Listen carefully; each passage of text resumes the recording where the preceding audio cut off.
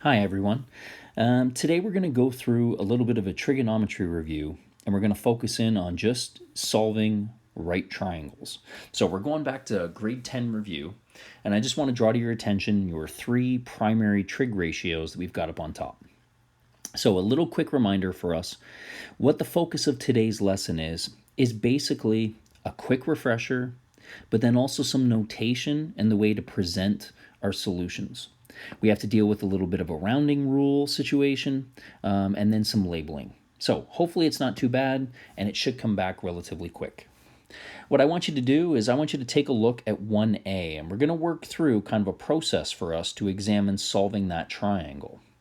I'm hoping that we're all good, that when we see the instruction to solve, what we're making reference to is finding every piece of missing information. And so as we take a look at that triangle, I should be good with my labeling rules that note that any side of a right triangle or of any triangle is the lowercase label of the opposite angle. And so therefore side AB would be called side C, side AC would be called side B. And so when we address those labels, we can make sure that we can all then communicate on the same page. So as you take a look at that first triangle ABC, you'll notice that we're missing angle C, and we're also missing side C and side B. So to solve that triangle, we have to find everything that's missing, and so we're going to go on the hunt to find that first. So I would hope that everyone would go through and find angle C first because it requires no technology. So for me to go through and find angle C, I know that angle C has to be 180 minus the sum of the other two angles. And therefore, we come up with angle C being 25 degrees. I want to be very clear that when we give the instruction to solve a triangle, that doesn't mean label a triangle. So you would not have to show me this first line, and you would not have to show this line. You can simply go through and state that C equals 25, but do not just label it on your diagram. Okay, next thing we got to find is side B and side C, and I'm just going to find side B for no particular reason other than alphabetically B comes before C. You could have gone through and found side C as well. So for me to take a look at B, I look at the other given information in the problem. I am going to shy away from using angle C. I could use angle C because it's an exact value, but I'm going to shy away from using it unless absolutely necessary because I had to calculate it. And if I made a mistake as I went through calculating it, then the rest of my findings are going to be off. So I'm going to try to stick then to the given information as much as possible. And from angle A that was given, side BC, or side A, is my opposite side to that angle. And if I'm looking for side B, that would be the hypotenuse of my triangle. So opposite and hypotenuse are going to represent my sine ratio. And so the sine of 65 degrees is going to be my opposite side over my hypotenuse. Now, for us to go through and solve for B, you notice you have to get rid of that on your denominator. And so we can multiply out our B and now divide out our sine 65. That is the exact value that you would need to show me. You do not need to show me that blue line. But that is the theoretical length of side B. And if we were then to go through and calculate 29 divided by sine 65, we should all be able to confirm that we're going to get approximately a value. Since we're solving for a side length, if no other rounding labels or rounding rules are given, then we always round our side lengths to 2 decimal places, and we should be good that 32 centimeters is to 2 decimal places. Okay, the only last thing to go through and solve for is side C. And one of the big issues at times when we solve triangles is we start to use information and then we want to kind of cast it aside. My biggest piece of guidance to you is exhaust the information that's given. So just because I used information once doesn't mean I can't keep using it. And so what I'm going to do is I'm going to go back to my triangle and I'm going to use all that given information again. Now, from my angle of 65 degrees, the given side 29 is opposite and side C that I'm looking for is adjacent, and I know opposite and adjacent is my tan ratio. And so that's opposite over adjacent. And just as in the previous one, let's skip over that blue line. Let's multiply out the C and then divide out your tan 65. Now we can go ahead and we can round it off because that's the way we talk about side lengths. And when you make that calculation, we should get down to 13.52 centimeters. So if you were to show just the lines that were not crossed out, then you've given a perfect solution to solving that triangle. Okay, last thing I want to talk about just very quickly is a general relationship that we always want you to keep in your mind. The idea that big angles mean big opposite sides. And then conversely, small angles mean small opposite sides. You have two main checks whenever you're solving a right triangle. The first one being that your hypotenuse has to be the longest side. And so if we ever made a calculation, I would always be checking, is my hypotenuse the longest side of my triangle? Quick glance on this triangle, yes. The second thing I would always do is use that blue statement. An angle determines the opposite side. And so if I was to go back and take a look at my smallest angle, then it should generate the smallest opposite side. I get a little confirmation when I look at my three side lengths, 13, 32, and 29. My next angle, 65, needs to give me the middle side length. And I can work my way around that triangle pretty quickly and see that all of those things match up and they confirm my findings. Okay, let's take a look at B very quickly. In triangle B, you notice we have triangle WXY. You've been given two side lengths and you've been given that it is a right triangle, angle X. So for us to go through and solve that, we need to come up with what angle W is, what angle Y is, and what side Y is. So best thing for us to do to go through and solve for Y would be to use Pythagorean theorem. Pythagorean theorem is going to give me the most exact value for that. So I could work my way through and I can say that 25 squared plus y squared must equal 54 squared. And then we're going to push some buttons a little bit to do some calculations, I imagine. I don't think we really know what 54 squared is off the top of our head. We can now go through and solve for that. And we can come up with a decimal approximate for that. And since we're finding a side length, we're going to round to 2 decimal places. Given technology, that is the closest I can get to an exact length of y. We're going to kind of put a pin in that for a second. And now we're going to jump in and we're going to work our way through finding angle W and angle Y. Doesn't matter which one of those angles you want to find first. And just like the last triangle, I'll find W first only because alphabetically it comes first. And so if I take my focus from that angle, then the two sides that are given are the opposite side and the hypotenuse. Opposite and hypotenuse, those represent my sine ratio. And so the sine of W is my opposite over my hypotenuse. Now, this is one of the areas that I think we have an awful lot of students who forget about. The idea that every time I push my trig button on my calculator, that makes reference to side ratios, side lengths.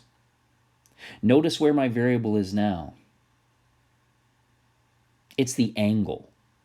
And so if I want to go backwards to find that angle, then I need to go through and take the inverse sine of that value. I'm going in the opposite direction. You do not have to show that blue line. You can if you wish. But if we were to go through then and come up with what is the value of angle W, then I have my second function sine, or my inverse sine. And anytime we are finding an angle, we're going to round to the nearest degree, unless the problem states otherwise. Okay, last thing to find. Now I need to come up with what angle Y is. And so, just as the previous problem, I'm going to exhaust all my information. And so, in that case then, from angle Y, 25 is my adjacent side, 54 is my hypotenuse. Adjacent and hypotenuse is my cos ratio. And so, I am now going to jump through, and I know that to go backwards, I need to do my inverse cos, and that's going to get me 62 degrees. Now, that is one way to go through. But what I want to do is I want to show you a couple little asterisks in our demonstration of we always want to use the given information because it's exact. Okay, the first thing, you would not have to go through and use the given information to find angle Y.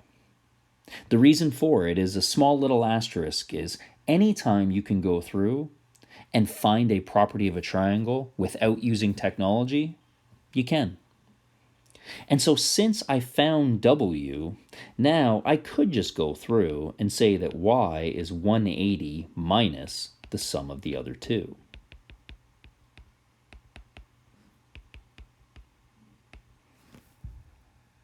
Again, like the previous problem, you wouldn't have to show this, wouldn't have to show this, and you could come straight in there. Okay, lastly, if you went through, we want to show you the importance of rounding. So what I want everyone to do right now is I want you to imagine that you found W first. And now that you know that W is 28 degrees, perhaps you wanted to use some trig to find side Y. And so from that W, perhaps I use the opposite side and the side I'm looking for. And so therefore, I could say that the tan of 28 degrees is 25 over Y. And then I could go through that same process. I could multiply out and divide out. And when we push some buttons on that, we're going to notice that we're going to get 47.02 millimeters. And I just noticed that on my previous example, I forgot my units. I just want you to take a quick peek and notice that this value is the closest we could come to.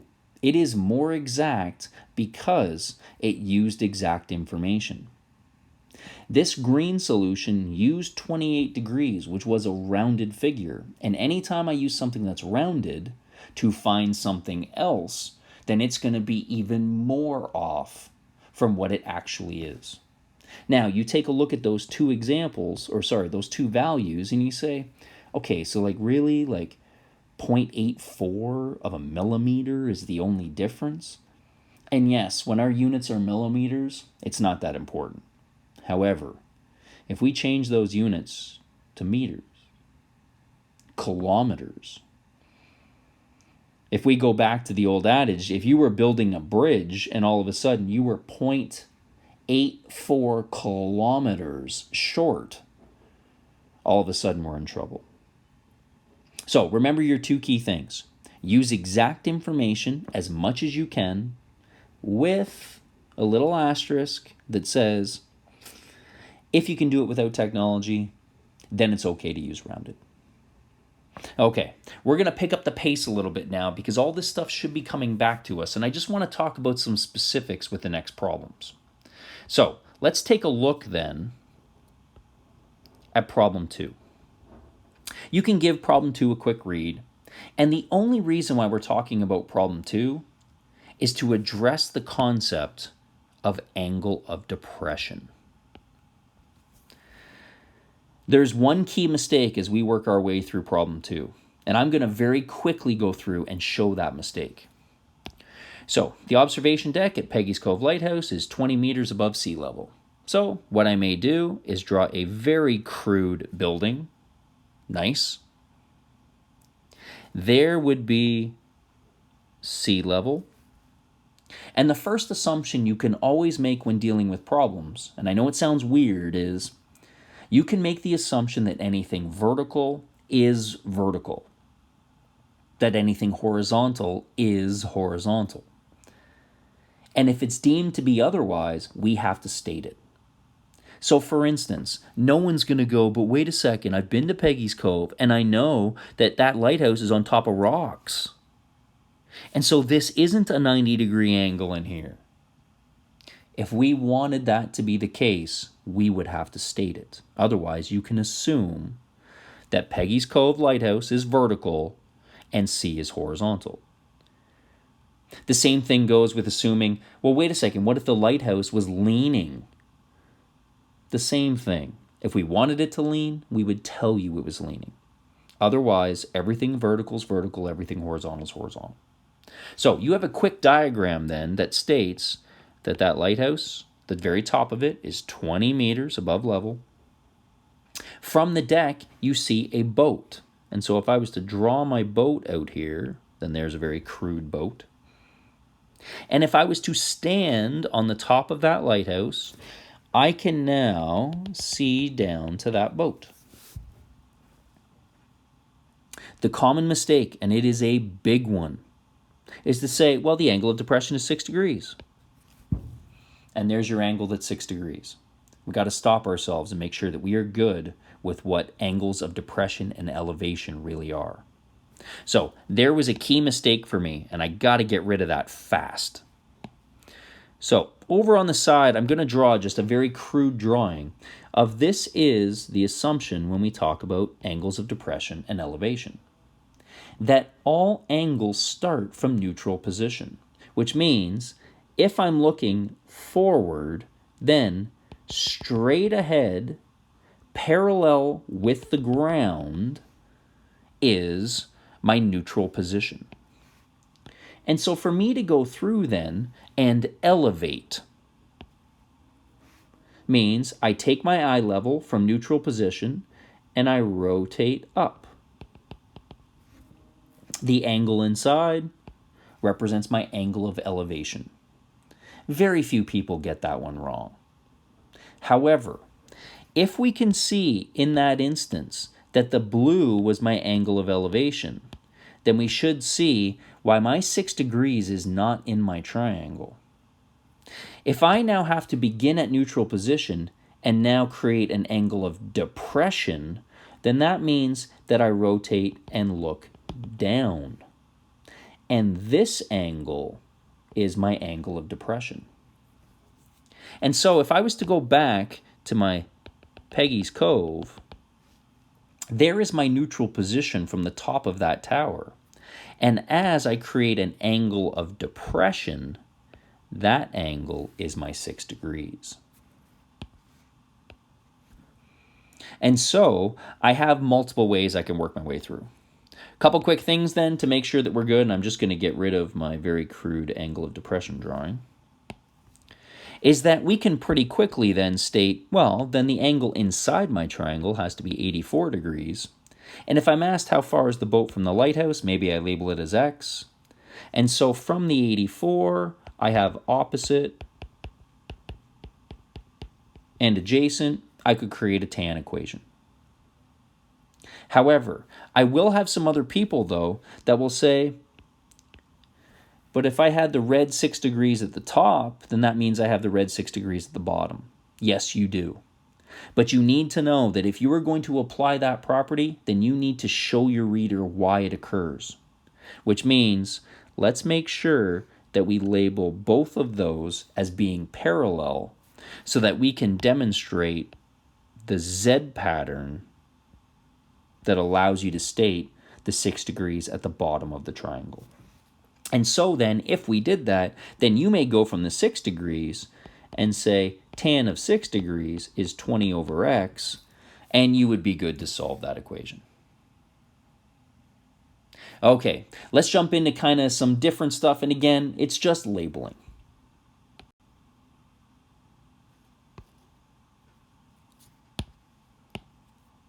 And so, at the very beginning, I don't think that this is an issue for us to go through, and I'm not even going to complete a full solution for 3. You can feel free to do so on your own. What I want to talk a little bit about is labeling. And so you notice that when we go through and we label our triangles, we always use the opposite angle to label all sides. But I want to draw to your attention the confusion that can occur. First off, if we take a look inside triangle POQ, then this side would be side O. But if we looked inside triangle QOR, then this side would be side O. And if we looked inside triangle POR, the big combined triangle, then this would be side O. And so the problem becomes we have all of these sides that could mean the same label when we have multiple triangles. And so how do we go through then and deal with that? This is where you can return back to using the endpoints of a line segment to label your sides. However, I want to show you a different way to deal with it. One way I like to go through and solve is I put little headings down. So for me to come up with the length of PQ, then I just need this length. And hopefully we can see that to come up with that length, I could find this total length of the big right triangle and then subtract the smaller length of that right triangle, and it would leave me with the red. So as a pretty quick statement then, I could go through and just say like PQ is going to equal PR minus QR. Now again, we're not going to go through and do this work. You guys should be good for the review of it. However, for me to go through and deal with that, notice I'm finding a bunch of side O's. So what I may do instead then is I may say, well, at the very beginning, I'm going to find the blue length.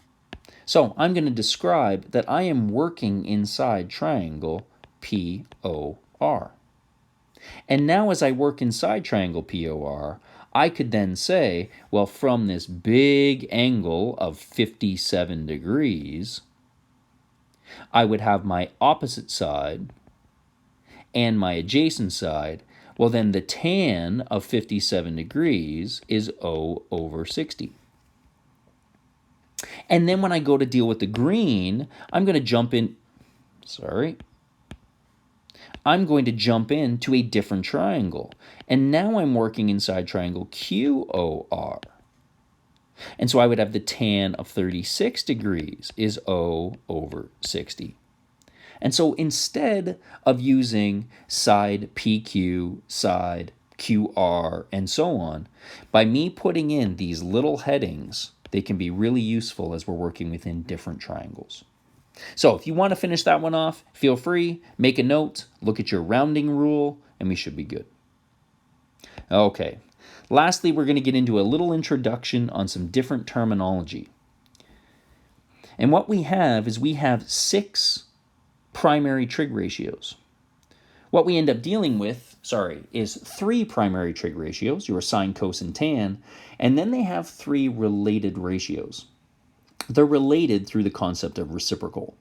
So what I've done is I've put down I don't want to call it the official definition, but a very official sounding definition for what reciprocal is. Reciprocal is a number related to another in such a way that when multiplied, their product is 1. Now, for most of us, as we throw around the term reciprocal, we don't often think of it that way. If I was to ask you, hey, what's the reciprocal of 2/3? Then I would hope that we would then end up saying, well, you flip it. Yes, you flip it. But I would hope that we would see that that red definition matches that. If I was to now multiply those two values together, I get to a value of 1. And so what you'll notice then is your three primary ratios, sine, cos, tan, have reciprocal trig ratios. So, for instance, your sine one has a reciprocal ratio that's called cosecant. And how would we find cosecant? We would flip sine. So, cosecant is equal to 1 over sine. And then as you work your way down, cosine has a name of secant. Secant would be 1 over cos. And tangents, its reciprocal ratio is cotangent, and you would find it as 1 over tan. The other thing I want to draw to your attention is there's an alternate way to think about it. That if sine is opposite over hypotenuse, then I also know that cosecant would have to be the reciprocal. Hypotenuse over opposite. Therefore, secant, well, cos is adjacent over hypotenuse, so secant is hypotenuse over adjacent. And tangent is opposite over adjacent, and so therefore cotangent is adjacent over opposite. You will be responsible for knowing what each of those ratios represent. And so we need to come up with a way to be able to remember their names. So the first thing that I want you to notice is that we have cos, the starting of co, within each pair. And it's kind of difficult at times, and I think that we often look over a certain relationship. The fact that sine and cosine are related. And I think we often forget about it because we shorten up sine to sin and we shorten up cosine to cos. But the fact that those are related should help you out. That's why the reciprocal ratios are cosecant and secant. Now, how do you remember those things? Well, the first thing I want you to draw upon is the fact that there is only ever one co in each pair. So sine comes to cosecant. Cosine, well, it already has a co in it, so its reciprocal ratio does not. So if I was to go back to the sine one, sine does not have a co, so its reciprocal ratio has to, cosecant. That's the way to remember those and keep them apart. Frankly, if we mess up that the reciprocal ratio to tangent is cotangent, then I think we're really missing a concept. So, key thing, make sure that we know the names of those reciprocal ratios and how to determine them. And then we're good. So, that was a relatively quick, hopefully relatively quick review on your primary trig ratios and how to solve right triangles. Hopefully that brings back some stuff and we can work through some practice pretty quickly. Best of luck.